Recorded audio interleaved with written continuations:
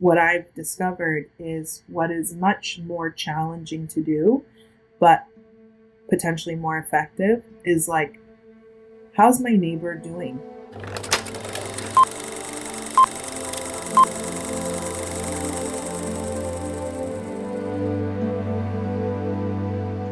Welcome to VoiceOver. I'm your host, Heather Bigley. And for years, I talked to people about the movies they should watch. And now I'm talking with people about the movies they did watch and that left a mark.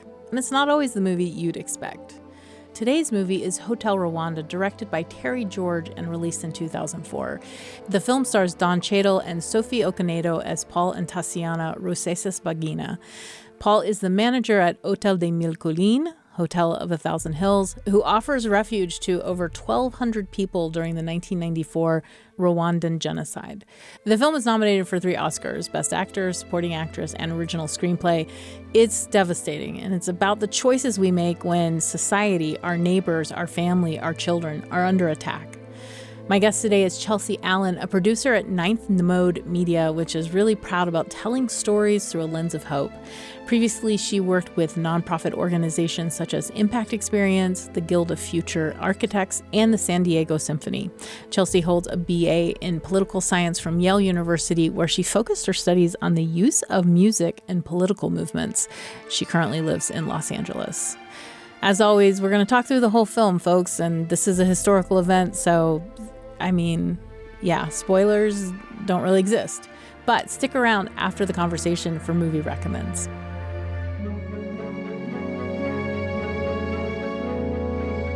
Rewatching Hotel Rwanda was so painful.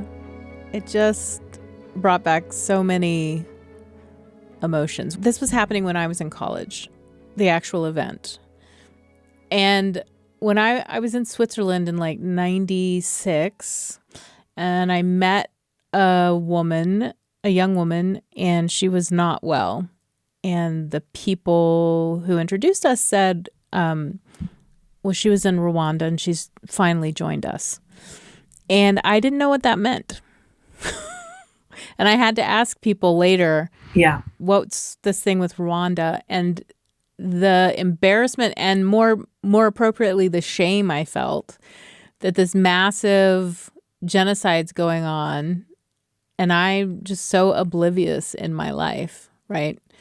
That I don't even know about it. So when I was watching the film originally, when it came out, I had that shame again. And then seeing all the stuff in the film makes use of, these audio clips of Bill Clinton and then of the White House kind of saying, sorry, we're not really going to get involved. And why would we? And just as an American thinking, we're the most powerful country in the world and we can't help. That should mean we should stand between the helpless and, the marauder, right? That just feels like something we should be doing, and that we didn't do it. So a lot of emotions for me. Let's talk about that first time. So what's the first time you see this film? Who are you? Where are you? Why were you watching it? Yeah. My recollection of first seeing it is I was watching it at home in San Diego as a high school student. And I definitely in high school was someone who was really active in causes for justice. I was part of something called Club Unite, which advocated for diversity in our school. And, I was kind of really, really moved by the idea of, creating a more just society for people. And I was moved by it in a way that you kind of only can be in high school, where it was just like, no, we're going to do this. We're going to change the world. I had a class in high school called History of the Holocaust, and I'm wondering if it was an assignment for that. But it was one of my favorite classes, and exposed me to the concept of bystander apathy in a way that was life-changing, and the idea that one single person saying, excuse me, what are you doing? Or, hey, where are you taking them? Just that one action can have such a impact in stopping atrocity or stopping violence. But, when you mention kind of movies that move us, it is the movie that I think of moving me the most, because I remember running to the bathroom, almost sick, and just crying and weeping.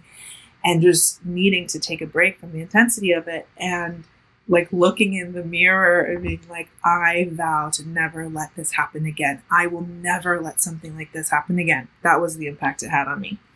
And then watching it this time, I was like, I don't even know what scene that was. And I love and remember the kind of sense of self I had that I could make a vow like that.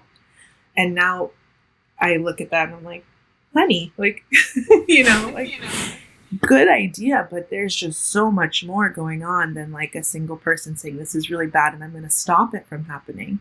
So just remembering the intensity of that sense you have as a young person, that like there's right and there's wrong, and why would we ever allow something wrong to happen in the world ever? And we should say that the main character here is Paul Rusesabagina, and he's a hotelier, and he is hearing the news, and people are even telling him he should worry, but he's not worried. Mm-hmm.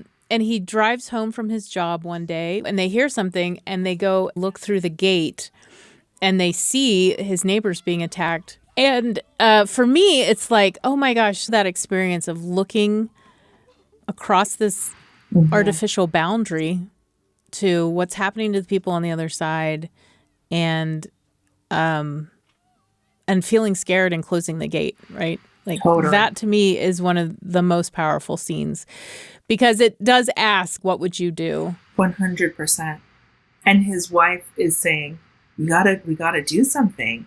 Why would they be doing this? So that was also an interesting dynamic to me. And I think going back to reflecting on seeing it in high school, I'm like, why doesn't anyone speak up? And now I'm a parent with 3 kids, and I'm like, I get why he didn't speak up. And I watched it with my husband, and we kind of kept checking in with each other, like, what would you have done? Would you have said something? Would you not have?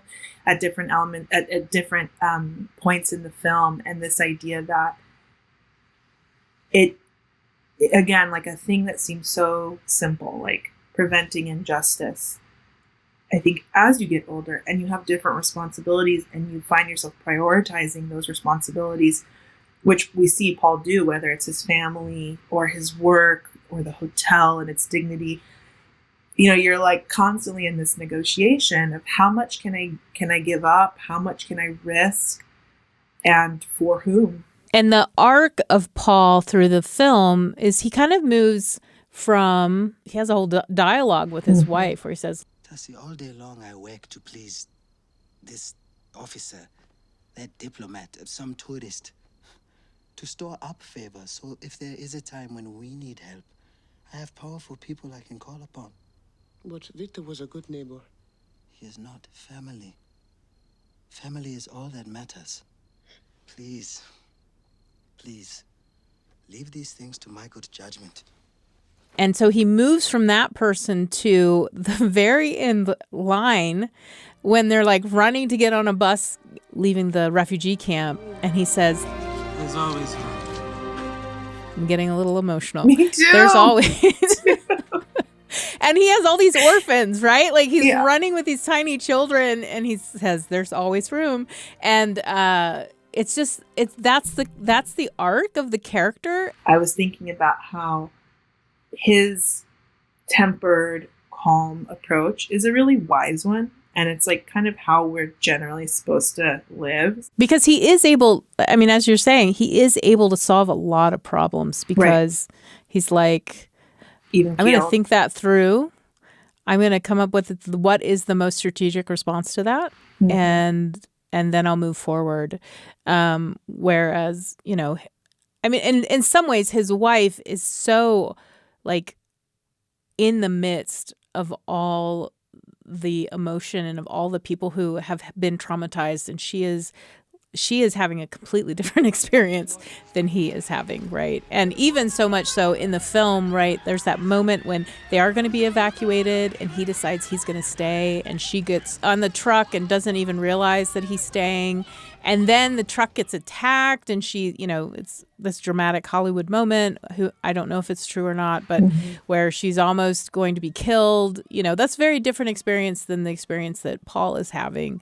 And so her emotions are like, at an 11 Yeah. most of the time. And she can't Which I necessarily also think speaks to listen to your wife. Exactly. When she says something's happening. Yeah. Yes.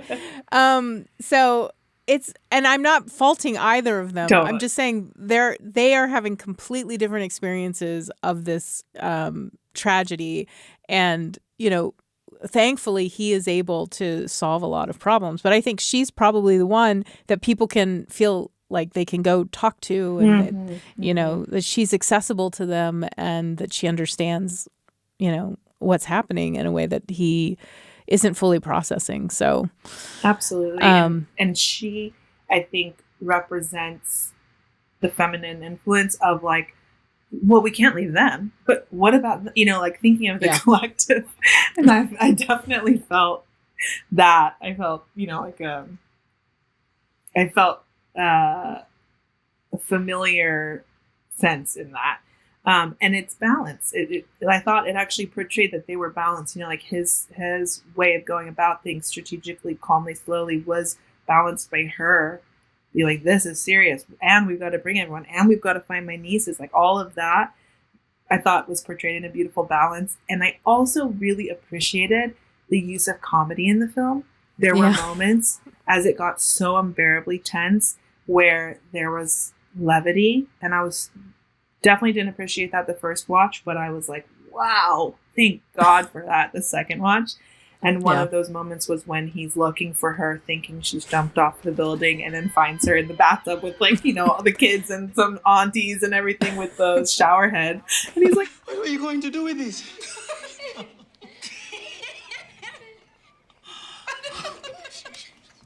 and I just felt that like, oh, what beautiful writing that they gave some mercy to the audience and let us laugh. I also had a really fun time teasing my husband about the fact that Paul made a date for his wife in the middle of a genocide. They are on the roof having a romantic moment while we're hearing shotguns in the background. 100%. And he was like, okay. You can up your game. Exactly. If Paul can give his wife a date during a genocide, I'd like to be taken to dinner. No, my husband does a great job of that, but I had to poke him. I love that. I did while I was watching the date scene, I was like, I don't know if I could relax in this moment. We are hearing gunfire. Like, and the way they portrayed the shot, it was like fireworks. Like it was like almost romantic, and I was like, that's a town. Okay. Exactly. Things are lit up for, not good reasons. Not good reasons. And it's interesting because as you say to me, like he still is negotiating, right? It's not like he instantly becomes the person who says there's always room. He's in these terrible situations where he's got to make choices that are devastating, right? The Rwandan conflict is horrible, horrifying. And against that, we have this character who becomes open-hearted, or he becomes like, I don't think we can, like, I think many of us don't necessarily blame Paul for where he starts, but seeing who he becomes at the end, I think, is incredibly powerful. What do you think about that transformation? I think a lot of things. It's moving. It's so moving. And it is inspiring because in the beginning, he's working within existing structures of power. And by the end, his kind of closing statement of there's always room, it touches on this idea that perhaps we can build new realities. We can build a bus that's big enough for everyone. We can find enough money to take care of everybody. And and that kind of thinking is inspirational and needed. So I find that inspiring. And then I think also there's like a bit, I don't want to call it cynicism because I don't think that's what it is. It's that kind of thinking, meeting reality is always involves friction. When I think about the idealistic high schooler that watched it, I was like, I want to change the world. I want to make things happen. I want to protect the people, the concept of the people. And I think in my own life, what I've discovered is what is much more challenging to do, but potentially more effective is like, how's my neighbor doing? And how's the person across the street doing? And their grandma. And, not at all to say that there isn't a role for, of course, big action. And part of, I think, what informed my watching of it also as a high schooler was my aunt is a leader in global human rights. She was the director of Jimmy Carter's human rights program. And so from a young age, I was exposed to her work and the people that she was working with all around the world who were the Pauls of their community. But I think how those people kind of became that way was exactly this. Like, how's my neighbor doing?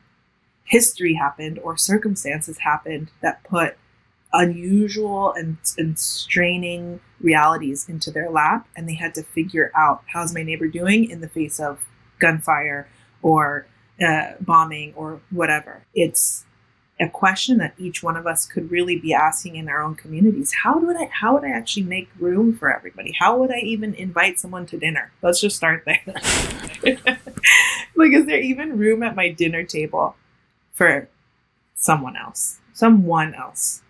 It's inspiring and challenging when it's actually enacted, because the concept of the people, saving the people, is very romantic, but dealing with a person and their needs, their sincere, real needs, is challenging. I mean, historically, we know that he brought over 1,000 people into this very high-end hotel. What I thought about this time as I watched the film was that fancy hotel. Like, when he first gets to that hotel with his wife and his friends, he's sort of like, I'll have a suite for my family.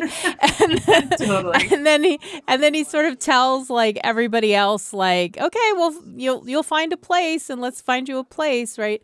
And by the end of the film, of the end of their time there, they're just like people sleeping in the hallway and people like, a dozen people in a room. And I thought to myself, oh, this didn't stick out to me last time, but this time I'm noticing, like, when you're trying to do this work within, as you kind of brought up, the architecture, sort of a former architecture, what we notice is like, hey, there doesn't seem to be places for people. It seems cramped. It seems dirty. It seems, we seem to be operating from a place of lack.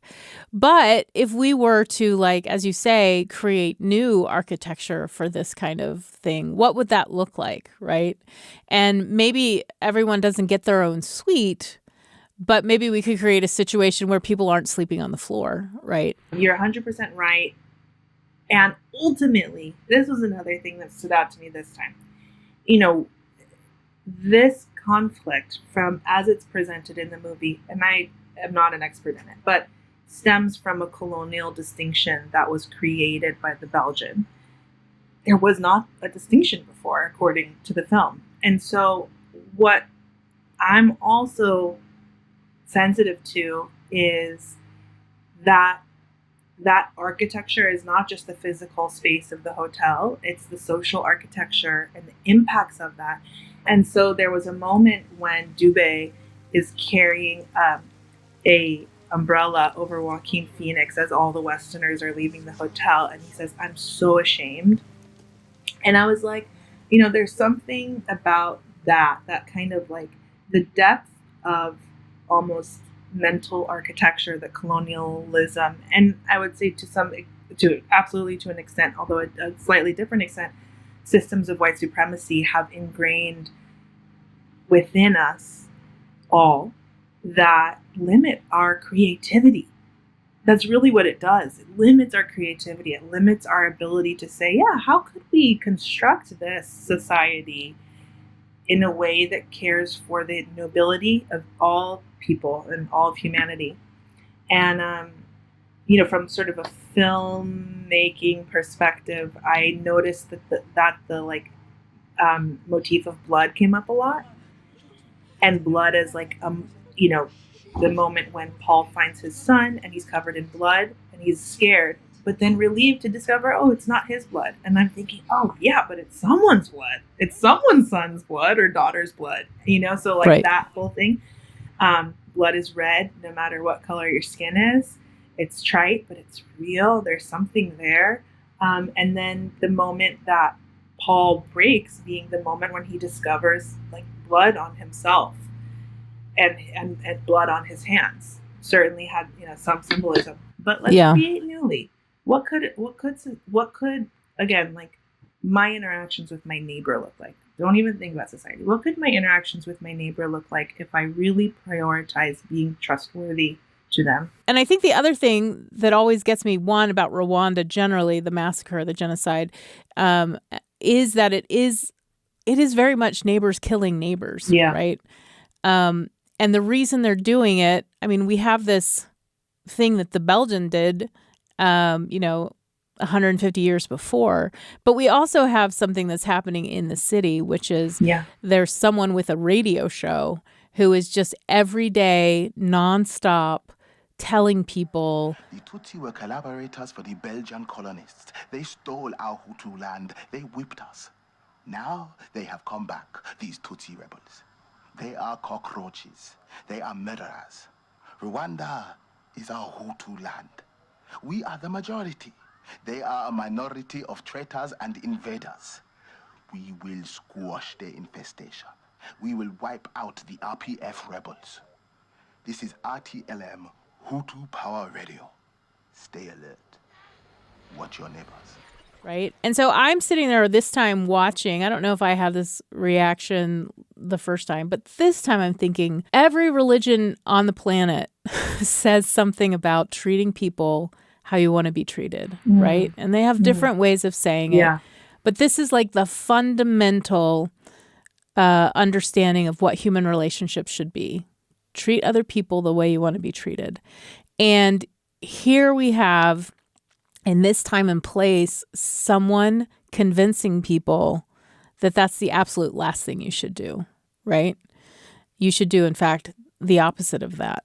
And that was incredibly painful to watch, right? Like, how do I as a person, sort of talking what you're already talking about, Chelsea, how do I as a person help advocate for we should be treating people the way I want to be treated, and we should recognize their human dignity. We should recognize the reflection of God in their image, right? Like, you know, all of these things that I ascribe to. Am I doing that in my relationships with the people around me? And again, how far away is my society from that? Totally. Because I like this comparison of where I was when I first saw the movie and where I am now.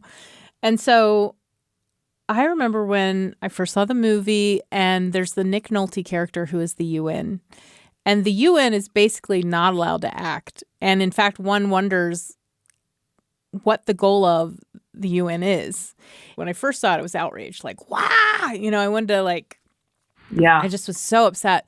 Now I feel like I have at least sympathy for the men who are there. And like, oh my gosh, what an impossible situation to be put in. And you're trying to do your best, and you're there because you believe in something, and yet you're so constrained in what you're allowed to actually accomplish.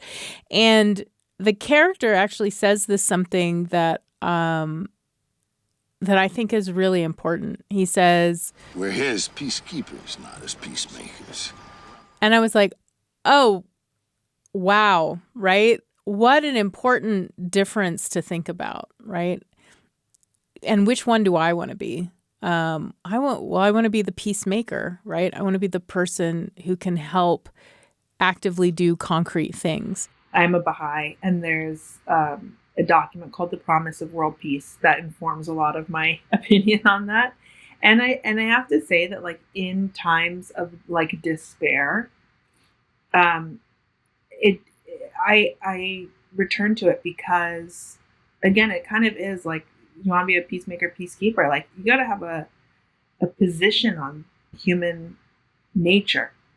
It should not be divorced from science and fact, but I really think our tendency is to identify with our lowest nature, going back to systems and kind of that question of can the master's tools be used to break down the master's house? Like, violence as a theme came up again and again for me, wanting to kill the bad guy and protect people via violence. And I was like, I don't have a place that I've landed on that, but I think that in some way that's part of this limited thinking, and like this limited toolbox that we have.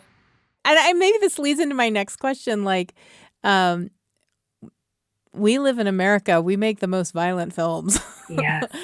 Yeah, Yes. like globally speaking. And I just think it's so interesting how this is impacting me so much more than, say, like John Wick, which is a horribly, Right. horribly violent film. Yeah. But in John Wick, I'm approaching the material in a very different way. So I wonder, you're smart. I want you to talk a little bit about what you see is that, why does that exist? Why is there that difference for us as viewers?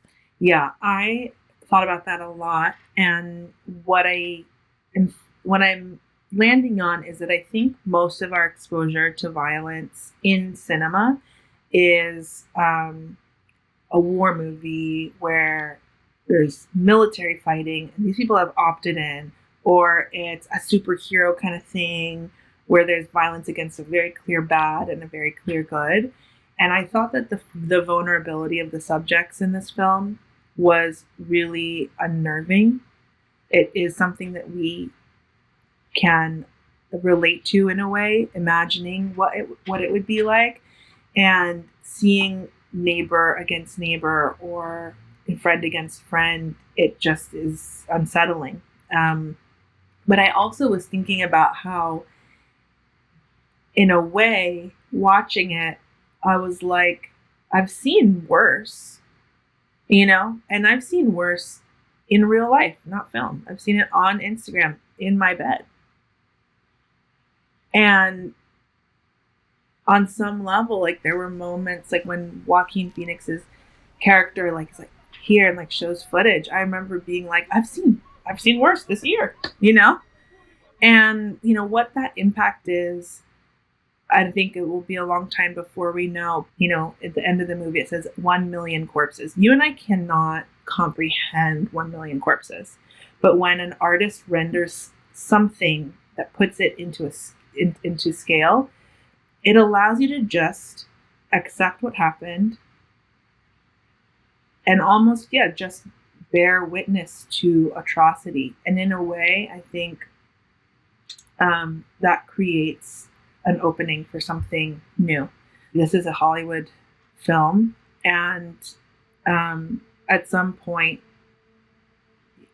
coming face to face with how bad things really were is, while harrowing and haunting, also honoring in a way.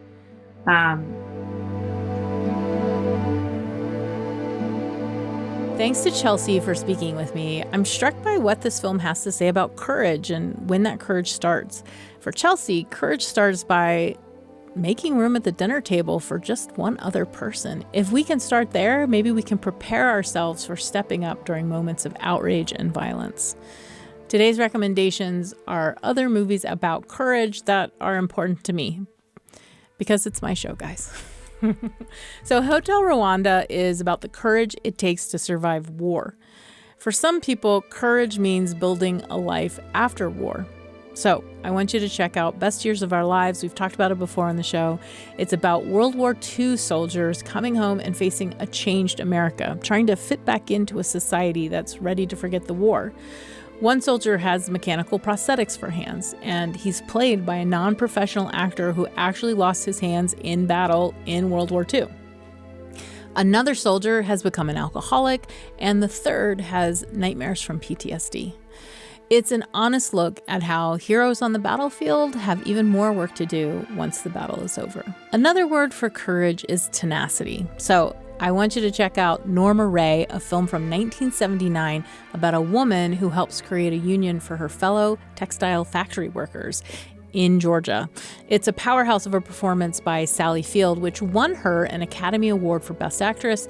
Norma Ray must do one of the hardest things possible: galvanize people that have come to accept insult and injury as just how things are, galvanize people who are defeated. And she does it, despite intimidation and threats. She's determined and hardworking and a force for good. Norma Rae had me in tears the first time I saw it because I recognized myself not in Norma Rae, but in the people around her that felt like they can't trust the systems of government, they can't trust systems of commerce, they can't hope for better, they can't expect righteousness or justice. And I want to be more like Norma Rae. For some people, courage looks like accepting the inevitable. All of us will die. So what does it mean to recognize and accept the fact? For this, I recommend director Julian Schnabel's The Diving Bell and the Butterfly, a French-language film from 2007 adapted from the memoir of Elle editor Jean-Dominique Bauby. Bauby suffers a stroke and experiences locked-in syndrome. He must face the fact that for the rest of his life, he will lie in a bed where he can only communicate by blinking his eye. He has no other control over his body. The film itself is a celebration of physical sensation and autonomy, the ability to choose how you engage with the beauties of the world, while also commenting about how fragile our health and lives truly are. That's our show today, folks. VoiceOver is a production of BYU Radio and is edited by Spencer Boyer with additional post-production support from Nick Levitt and Ashton Rowan. I'm your host, Heather Bigley.